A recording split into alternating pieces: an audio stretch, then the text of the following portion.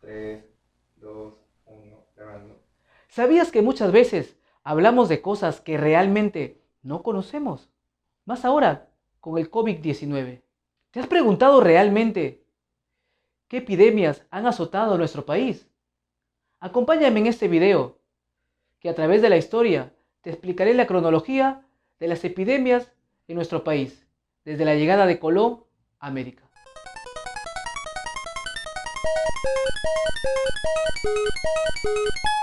Vamos a ver qué es una epidemia y qué es una pandemia, No, sí, no, pues no. ¿no? Empezaremos definiendo qué es una pandemia y qué es una epidemia.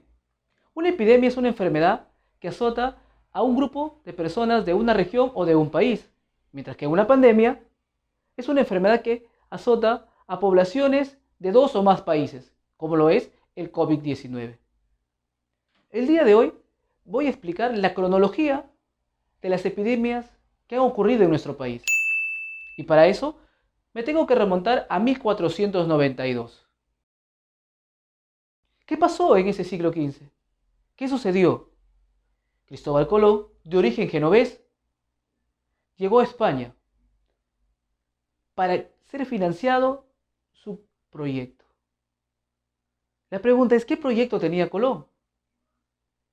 Demostrar que la Tierra era esférica y llegar a la India. Como todos sabemos, Colón nunca llegó a la India, sino llegó al nuevo continente, América. ¿Quiénes financiaron su expedición? Fueron, pues hombre, los reyes católicos, Fernando de Aragón e Isabela de Castilla. Es cierto, fue Fernando de Aragón e Isabela de Castilla quienes financiaron a Colón firmando la famosa capitulación de Santa Fe. Colón llega a América con 120 hombres y consigo trae las primeras epidemias a América. La gripe, el sarampión y años más tarde la viruela. Cuando Colón llega en 1492 a América del Centro, los nativos, los naturales como se llamaban, y como Colón los llamaba los indios, porque él pensaba que estaba en la India, azotaron esta enfermedad llamada gripe. Murieron más de 10 millones de habitantes, indígenas, indios, nativos, naturales. Los nativos pensaban que eran una maldición, no se querían acercar a los españoles. Al estornudar, al poco tiempo ellos morían, se contagiaban de esta enfermedad, que ya los españoles eran inmunes. Años más tarde el sarampión, llamada pequeña lepra, azotó América del Centro, parte de América del Norte. Pero luego, el Perú no fue ajeno. Al Perú llegó la viruela. ¿Cómo es que llegó la viruela al Perú? Se dice que un conquistador de América del Centro justo llega a las partes de Ecuador y Colombia llamado Pánfilo, recuerda, Pánfilo, y él trae consigo la viruela, su gente. No es ajeno el Perú. Y así nos retomamos al año 1524-1525, donde nuestro inca Huayna Cápac, llamado el Estadista, y su hijo, el heredero, el Auqui, llamado Ninan Cuyochi, fueron víctimas de esta enfermedad, ya que justo esta enfermedad estaba en la parte norte del Perú y azotaba la frontera con Ecuador. ¿Dónde se encontraba realmente el inca cuando tuvo esta enfermedad?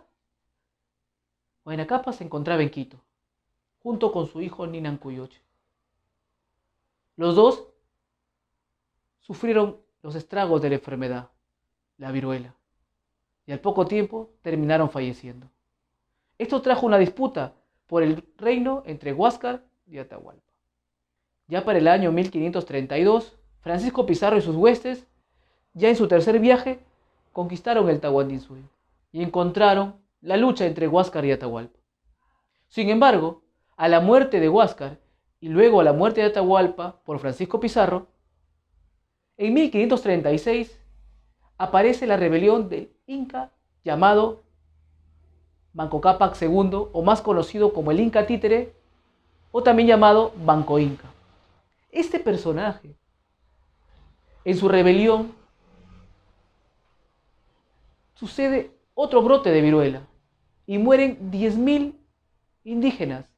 Los españoles alegaron que era una bendición divina, y así lograron vencer a la rebelión de Manco Inca.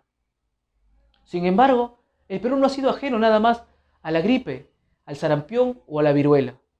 Ya para el año 1820, en el Perú, justamente a la llegada de San Martín a Pisco y luego se traslada a Huaura, en Huaura el ejército de San Martín, el ejército libertador de este argentino, ¿me entendés? ¿Me estás entendiendo? De este argentino azota una enfermedad, una epidemia de paludismo o llamada malaria. El ejército libertador sufre los estragos de esta enfermedad. Ya para el año 1875 en el Perú hay otra enfermedad, otra epidemia llamada la verruga o la enfermedad de Loroya. Hay que recordar que ya para el año 1875 en el Perú nos gobernaba el primer presidente civil llamado Manuel Pardo y Lavalle. Justo en ese año aparece un héroe, aparece Daniel Alcides Carrión, padre de la medicina peruana, quien se inyecta esta enfermedad para hacer los apuntes de cómo daba la enfermedad y años más tarde encontrar la cura a la verruga.